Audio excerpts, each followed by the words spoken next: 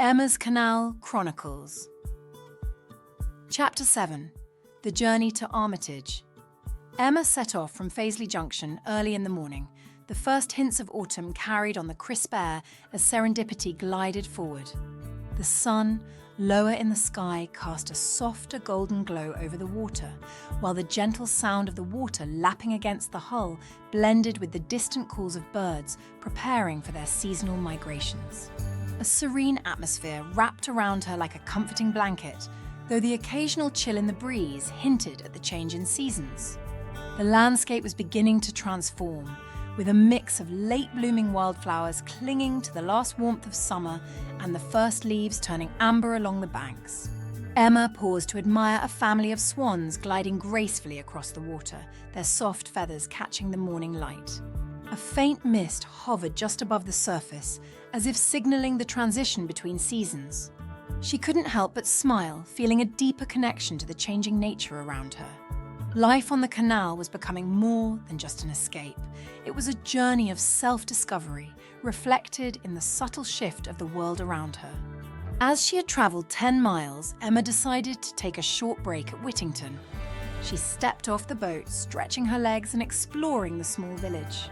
With the sun low in the sky, she felt invigorated as she continued her journey. The following morning, Emma set off with a sense of anticipation, navigating towards Fradley Junction. The waterway was smooth and calm, offering her moments of peace as she admired the landscape. As the miles passed, the weather shifted slightly with a thin layer of clouds dulling the sun, but Emma's spirits remained high. By the time she reached Fradley, the atmosphere had changed. The junction was bustling with activity, a mix of boaters, walkers and gongoozlers eagerly watching the comings and goings of the narrowboats. Emma felt a slight twinge of nervousness as she approached the sharp left turn onto the Trent and Mersey Canal. To her right, she could see a descending lock, while about 100 yards ahead to the left, her next challenge awaited, an ascending lock she would need to navigate. Just before the turn, Emma was faced with the challenge of operating a footbridge, notoriously tricky for a single boater. As she prepared to figure it out, a kind passerby approached. "Need a hand with that?" he asked, smiling. Emma exhaled in relief. "Yes, please. This one's a bit much on my own." With the stranger's help, they worked together to move the bridge, and Emma maneuvered Serendipity through the turn. The watchers, or gongoozlers, were a familiar sight at Fradley, their eyes following the intricate dance of boats and bridges. Emma could feel their gaze on her, adding a little pressure as she concentrated on making the sharp turn smoothly. The surge of excitement returned as she aligned herself for the ascending lock, and with steady hands and renewed confidence, she entered the lock chamber. After successfully passing through, Emma waved a thankful goodbye to her helper and continued along the Trent and Mersey Canal. As she made her way towards Olrewuz, the views of rolling fields and quaint cottages provided a sense of calm, but the peaceful journey was soon interrupted.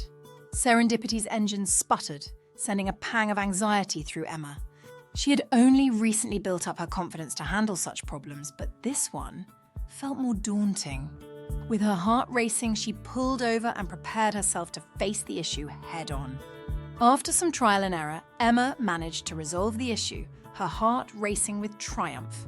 It was a small victory, but it reinforced her belief that she could handle whatever the canal threw her way. As she continued, she reflected on the growth she had experienced since leaving the city.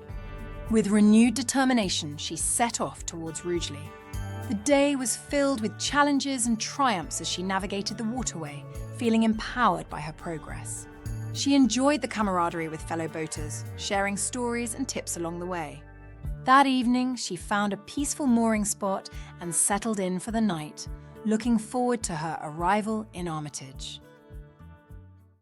When she finally reached Armitage, the canal bustled with activity. The Crown Inn stood invitingly at the water's edge, a beacon of warmth and camaraderie. As she stepped onto the towpath, her eyes caught sight of a familiar figure. Jack was leaning casually against the towpath railing, a smile breaking across his rugged face when he saw her. "Emma, fancy seeing you here," he called out, his voice warm and welcoming. "Jack, it's good to see you," she replied, her heart lifting at the sight of him. Their conversation flowed easily as they shared stories about their journeys since they last met. Once inside the pub, they settled at a table in front of the fire, the smell of hearty food wafting through the air. As they enjoyed their meals, Emma couldn't help but admire Jack's easy charm. "So, how have you been managing?" Emma asked, genuinely curious about Jack's journey. "Oh, you know, the usual," he said with a chuckle. "A few hiccups along the way. But I've got this trick up my sleeve." "What's that?" Emma leaned in, intrigued. Jack grinned. ChatGTP. ChatGTP? What's that?" Emma asked, tilting her head in curiosity. "It's an AI I use to help with mechanical problems on my boat. Whenever I hit a snag, I just ask it for advice. You wouldn't believe some of the answers it gives." Emma's eyes widened in surprise. "Really?" "Like what?" Jack shared a humorous story about a tricky lock and how he found the solution online. "One time, I was having a real struggle with a lock that wouldn't budge. I thought I'd be stuck for hours. So, I typed in, 'How do I get a stubborn lock to open?' And it suggested a few techniques. I ended up using one of them, and voila! It worked like a charm." "That's brilliant." Emma laughed, picturing Jack consulting an AI for help. I can see how that would be handy." "It really is. Sometimes, I just want to know if I'm tackling a problem the right way," Jack said. "It's like having a little mechanic in my pocket." Their conversation shifted as Emma mentioned John, the retired industrialist she had met earlier in her journey. "Speaking of mechanics, I've been learning a lot from John. He's been such a help. He has so many stories about his time in the carpet industry and boat building. He really knows his stuff." Jack nodded, intrigued. "I met John once. Great guy. He has a wealth of knowledge about these canals." Emma smiled, thinking back to John's tales of the past and his passion for boat building. "He once told me about how he built his own narrowboat and exhibited it at the NEC. It's inspiring to hear how dedicated he is to preserving this way of life." "I can see how that would resonate with you," Jack said. "You're both embracing the traditions of canal life while adapting to the modern world." As they continued their conversation, Emma found herself fascinated by the blend of traditional skills and modern technology. She thought about her own journey, how she was learning to navigate and care for serendipity while also embracing the conveniences of today. "I admire how you've adapted to life on the canal," Jack said, leaning back in his chair. "You've really embraced it." "Thanks, Jack." "I think I'm finally getting the hang of it," Emma replied, a warm glow spreading through her. "But it's not always easy. I sometimes feel overwhelmed by everything I need to learn." "Hey, we all have our moments," Jack said, his tone reassuring. "What matters is that you keep pushing through. Like that engine problem you solved today. That's a big deal." Emma smiled, grateful for his encouragement. Their conversation flowed easily, the connection between them deepening with every shared story and laugh. After their meal, they decided to explore Armitage together, wandering through the village as the evening settled around them. The local shops had a quaint charm, and they popped into a few to browse. Emma felt a sense of belonging growing as she shared this experience with Jack. Their camaraderie was refreshing, and she cherished the moments they spent together, exchanging thoughts about life on the canal and the adventures still to come. As they returned to the pub, the warmth of the fire crackled in the hearth, casting a cozy glow around them. Emma felt content, filled with gratitude for this unexpected friendship that had blossomed amidst her journey.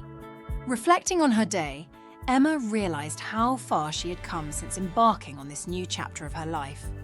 The challenges and triumphs she faced on the water were not just about navigating canals, but about discovering herself.